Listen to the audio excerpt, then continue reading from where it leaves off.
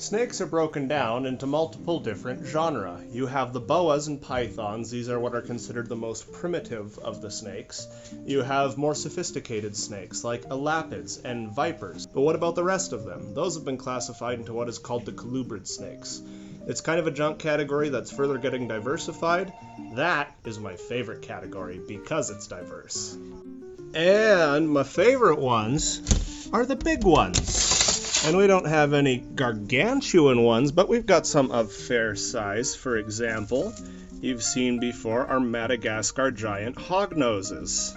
Madagascar giant hognose snakes are not like your classic plains hognoses. They're not all that closely related, but they do have that upturned snout that is indicative of what we call colloquially hognose snakes. These are technically venomous, just like the elapid snakes, but the venom is very, very mild, and their injection system is very, very crappy.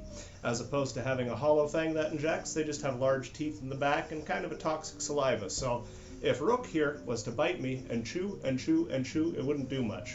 But what I love about Rook, aside from the coloration, pattern, and personality, is the size. These are a fairly hefty snake.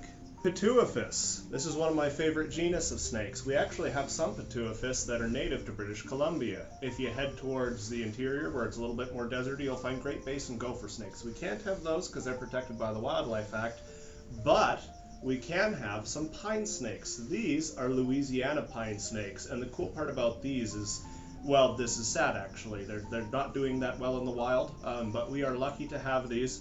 This is Lou, and usually she is a Spitfire. She's a very young Louisiana pine snake. She's calmed out quite a bit now. And this is Christopher Pine. He is our big boy. And if we get up close with these, we can see they're a little bit of a rattlesnake mimic. They have very similar colors. Their hiss sounds an awful lot like a rattlesnake going off, and they'll posture and try to look big and scary. But they're quite harmless. I'm a big fan of these, and I wish they were a little bit more mainstream. I'm hoping, once we can get these all grown up and breeding, they will be. And these are our largest colubrids, currently.